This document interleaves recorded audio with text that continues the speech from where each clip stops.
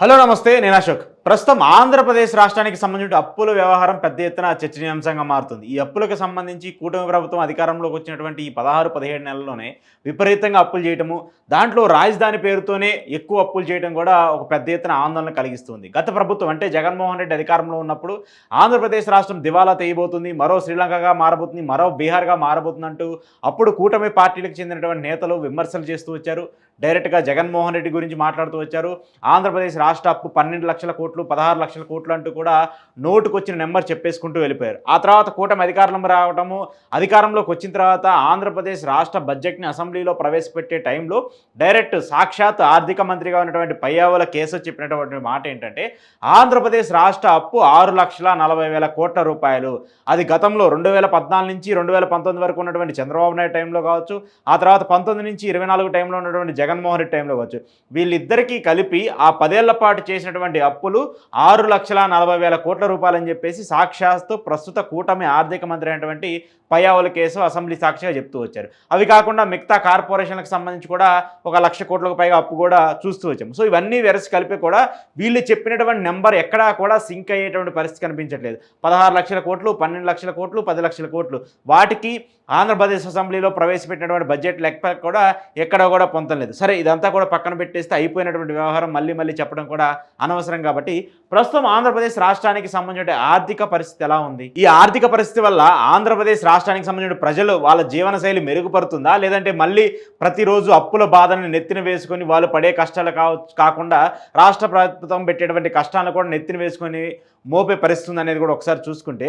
ఆంధ్రప్రదేశ్ రాష్ట్రానికి సంబంధించిన అప్పులు ప్రస్తుతం కూటమి గవర్నమెంట్ వచ్చిన తర్వాత ప్రస్తుతం ఉన్నటువంటి అప్పులు 2 లక్షల కోట్లు దాటిపోయాయి.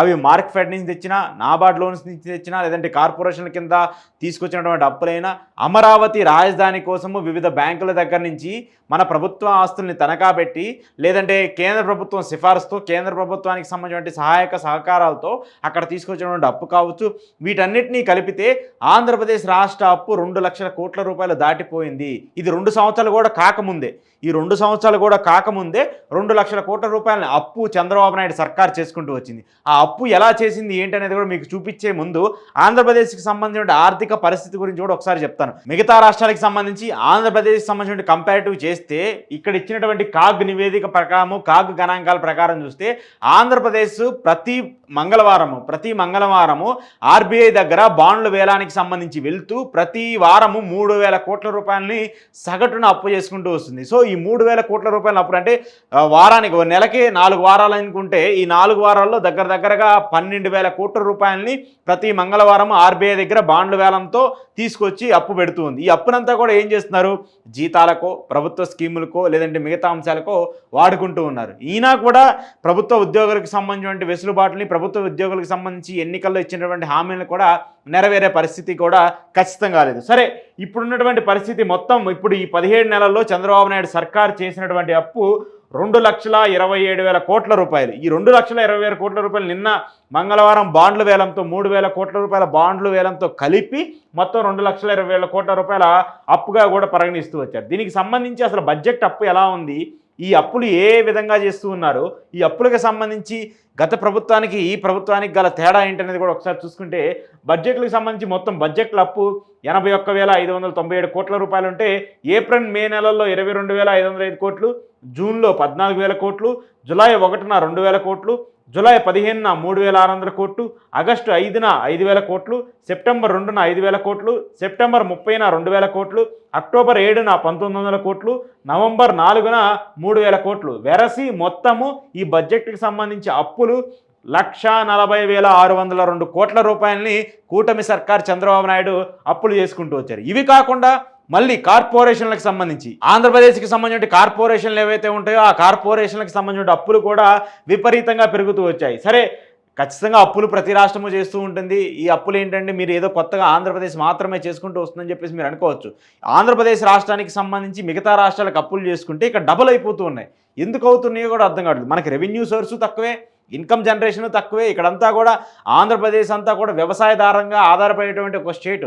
అలాంటి స్టేట్లో ఈ రకంగా అప్పులు చేస్తే మరి ఇదంతా ఎవరు తీరుస్తారు, ఏం చేస్తారో అర్థం కావట్లేదు. మరి ఇక కార్పొరేషన్కి సంబంధించిన అప్పులు చూసుకుంటే, పౌర సరఫరాల సంస్థ 2,000 కోట్లు, మార్క్ ఫెడ్ నుంచి 13,700 కోట్లు, ఏపీఐఏసీ నుంచి 1000 కోట్లు, ఏపీఎండిసి నుంచి 9000 కోట్లు, AP power finance corporation limited దగ్గర నుంచి 5710 కోట్లు, అలాగే ఏపీ విమానాశ్రయాల అభివృద్ధి కార్పొరేషన్కి సంబంధించి 1000 కోట్లు, అలాగే ఏపీ జల మిషన్ కమిషన్ కార్పొరేషన్ దగ్గర నుంచి 10,000 కోట్లు, ఏపీఐఏసీ ద్వారా 7,500 కోట్లు, ఏపీసీసీ డీసీఎల్ నుంచి 5,473 కోట్లు. మొత్తం కార్పొరేషన్లకు సంబంధించి ఇప్పుడు ఈ 16-17 నెలల్లో చంద్రబాబు నాయుడు అధికారంలోకి వచ్చి చేసిన తర్వాత అప్పు 55,383 కోట్లు.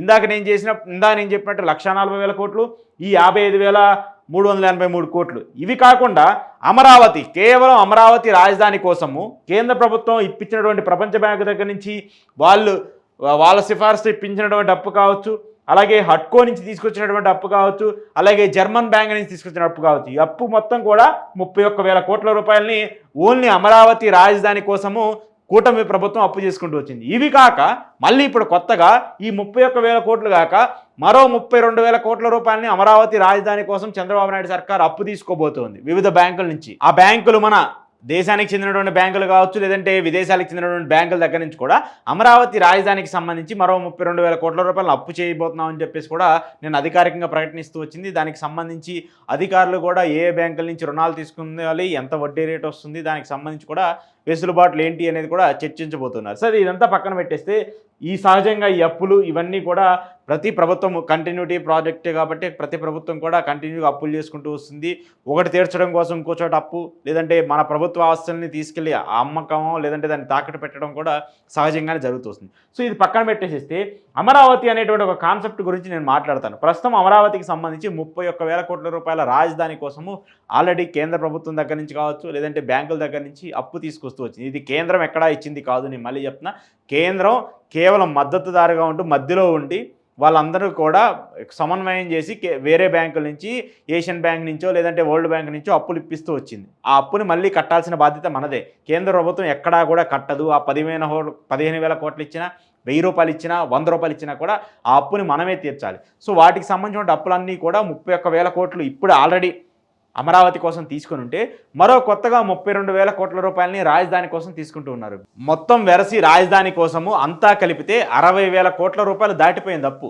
60,000 కోట్ల రూపాయల అప్పు చేయబోతుంది చంద్రబాబు నాయుడు సర్కార్. ఆల్రెడీ 30,000 కోట్లు చేసింది, మరో 32,000 కోట్ల రూపాయలు కూడా చేయబోతుంది. సో ఈ 60,000 కోట్ల రూపాయలు నిజంగానే రాజధానిలో పెడుతున్నారా, రాజధానిలో కన్స్ట్రక్షన్ కోసం ఉపయోగిస్తున్నారా, ఈ 16-17 నెలల్లో రాజధాని ఎంతవరకు అభివృద్ధి చెందింది అనేది కూడా అమరావతి ప్రజలకి, అలాగే అక్కడ ఉన్నటువంటి ఆంధ్రప్రదేశ్ రాష్ట్రానికి చెందినటువంటి ప్రజలందరికీ కూడా తెలుసు. వాళ్ళకి ఒక ఐడియా వచ్చేసింది అమరావతి రాజధాని ఎలా ఉండబోతుంది ఏంటి అనేది కూడా వాళ్ళకి ఒక ఐడియా వచ్చేసింది, ఒక ఎస్టాబ్లిష్మెంట్ వచ్చింది. సో ఈ 60,000 కోట్ల రూపాయలని మనం బ్యాంకులకు దగ్గర నుంచి ఇక్కడి నుంచి అప్పులు తీసుకొస్తున్నాము, ఇదంతా చేస్తున్నాము, రాజధాని నిర్మిస్తూ ఉన్నాము. ఇదంతా పక్కన పెట్టేస్తే ఆ రాజధాని రైతుల పరిస్థితి ఏంటి, మీకు భూములు ఇచ్చేటువంటి రైతుల పరిస్థితి ఏంటి?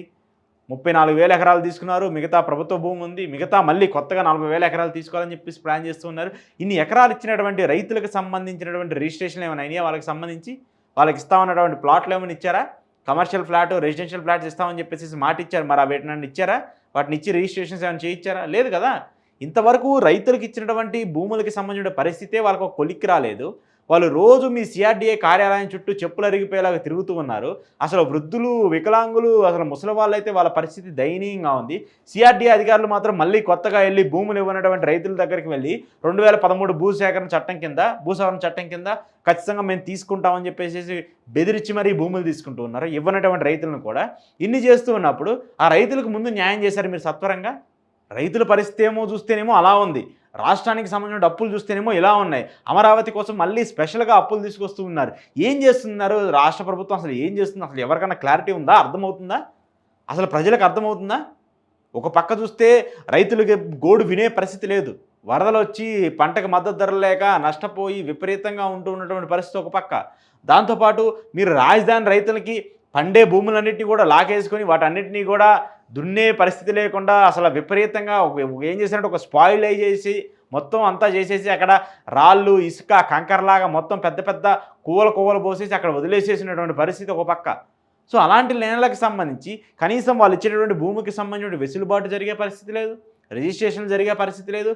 ఇవన్నీ ఏమీ లేకుండా రోజు మీ సిఆర్డీఏ కార్యాలయం దగ్గరకు వచ్చేసి అయ్యా మా భూమి అసలు ఏం జరిగిందో ఏం అర్థం కావట్లేదు, మీరు ఇస్తానటువంటి కమర్షియల్ ప్లాట్ కావచ్చు, మిగతా ప్లాట్లు కావచ్చు, మాకు ఇంతవరకు రిజిస్ట్రేషన్ జరగలేదు, వాటి పని చూడండి ఏమని చెప్పేసి రోజు సిఆర్డీఏ అధికారుల దగ్గరకు వచ్చేసి వాళ్ళు బోర్ని ఏడుస్తున్నారు. అయినా పట్టించుకుంటున్నారా? లేదు. లేని పరిస్థితే ఉంది అక్కడ. బయటకు వచ్చేసి మళ్ళీ వాళ్ళు ధర్నాలు చేయటము, నిరసనలు చేయటము, మీ దగ్గర మీరు వచ్చి పోలీసులను పెట్టేసి మన బయటకు పంపించేయడం, ఇవే జరుగుతున్నాయి అమరావతిలో. సిఆర్డీఏ కార్యాలయానికి వెళ్ళండి, నేను ఇప్పుడు చెప్తాను. సిఆర్డీఏ కార్యాలయం దగ్గరికి వెళ్ళి మీరు అక్కడ కూర్చుంటే ఈజీగా అర్థమైపోతుంది. రోజుకి ఎంతమంది రైతులు ఫైళ్ళు పట్టుకొని వాళ్ళ డాక్యుమెంట్లు పట్టుకొని సిఆర్డీఏ కార్యాలయం చుట్టూరు తిరుగుతున్నారు. అధికారులు అసలు పని చేస్తున్నారా లేదంటే తాపీగా వచ్చి కాఫీలు, టిఫిన్లు, టీలు తాగెళ్తున్నారా అర్థం కావట్లేదు. కానీ రోజు ఒక్కరోజు కూడా ఒక రైతు రాకుండా ఉన్నటువంటి రోజును చూపించండి, ఎక్సెప్ట్ సండే, ఎందుకంటే ఆఫీస్ ఉండదు కాబట్టి. సండే మినహాయించి ప్రతిరోజు అమరావతి ప్రాంతంలో ఉన్నటువంటి ఏదో ఒక రైతు వచ్చేసేసి వాళ్ళ గోడుని చెప్పుకొని మా పరిస్థితి, మా రిజిస్ట్రేషన్ అలా సరిగా కాలేదు, లేదంటే అసలు భూమిని ఇవ్వనటువంటి రైతుల దగ్గరికి వెళ్ళి వాళ్ళ ఫ్లాట్ని మాకు రిజిస్ట్రేషన్ చేశారు, ఇలాంటి వివిధ రకాలకు సంబంధించినటువంటి అంశాలని వాళ్ళు లేవనెత్తుస్తున్నారు. ప్రభుత్వం చేసినటువంటి తప్పులన్నింటినీ కూడా చూపిస్తూ వస్తున్నారు. సో ఒక పక్క రైతుల పరిస్థితి చూస్తేనేమో, రైతుల గోడు చూస్తేనేమో అలా కనిపిస్తుంది. ఒక పక్క ఏమో మీరు ఇంకా అమరావతిని అద్భుతంగా సృష్టించాలని చెప్పేసి వేల కోట్ల రూపాయల అప్పులు తీసుకొస్తూ ఉన్నారు. అది కాకుండా హామీలకు సంబంధించి, జీతాలకి సంబంధించి, ప్రభుత్వ ఉద్యోగాలకు సంబంధించి, మీ కార్యక్రమాలకు సంబంధించి, మీ ప్రమోషన్లకు సంబంధించి వందల కోట్ల రూపాయల అప్పుల్ని కార్పొరేషన్ల కింద, బడ్జెట్ల కింద చేస్తూ ఉన్నారు. ఇలా అప్పులన్నీ పెరిగిపోతూ ఉంటే ఇప్పుడు రాష్ట్రం శ్రీలంక కాదా? ఇప్పుడు రాష్ట్రం బీహార్ కాదా? ఇప్పుడు రాష్ట్రం ఎలా మారిపోతుంది? ఈ రాష్ట్రానికి సంబంధించిన పరిస్థితిని ఎవరు బాగు చేస్తారు? ఇంకా చంద్రబాబు నాయుడు వస్తే అభివృద్ధి జరిగిపోద్ది, అసలు ఇక్కడ మొత్తం తిరగబడిపోద్ది అని చెప్పేసి మాట్లాడినటువంటి వ్యక్తులు, వేల కోట్ల రూపాయల పెట్టుబడులు వచ్చేసి ఇక్కడ అభివృద్ధి అయిపోద్దని చెప్పేసినటువంటి వ్యక్తులు ఇప్పుడు ఈరోజు దీనికి సంబంధించి ఏం చేస్తున్నారు? అప్పులు చేసుకుంటూ వెళ్ళిపోతూ ఉంటే, అప్పులు వేల కోట్ల రూపాయలు మీరు అప్పులు తీసుకొస్తే ఆ భారమంతా ఎవరి దగ్గర పడుతుంది? మళ్ళీ తిరిగి వచ్చి ప్రజల నెత్తి మీదే పడుతుంది కదా. అది ప్రజలు తీర్చాల్సిన బాధ్యత ఉంటుంది కదా. సో కాబట్టి ప్రజలు కొంచెం మేలుకొని ఈ రాష్ట్ర ప్రభుత్వం చేసినటువంటి అప్పులు, ఈ రాష్ట్ర ప్రభుత్వానికి సంబంధించిన పనితీరుని కూడా ఒకసారి మీరు కూడా మాట్లాడి, మీరు కూడా అనలైజ్ చేయాల్సినటువంటి పరిస్థితి ఉంటుంది. అలా కాకపోతే వీళ్ళు చెప్పినటువంటి మాటలన్నీ కూడా జగన్మోహన్ రెడ్డి మీద గతంలో చేశారు కదా, 12 లక్షల కోట్లు, 16 లక్షల కోట్లు అప్పని. ఆ అప్పుని వాళ్ళు పదే అప్పుడు ఎందుకు మాట్లాడారంటే, ఇప్పుడు మేము వచ్చి చేస్తాం కాబట్టి ముందుగానే అది జగన్మోహన్ రెడ్డి మీద తోసేస్తే అప్పుడు మేము చెప్పినటువంటి మాటలకి శాంటిటీ ఉంటుంది.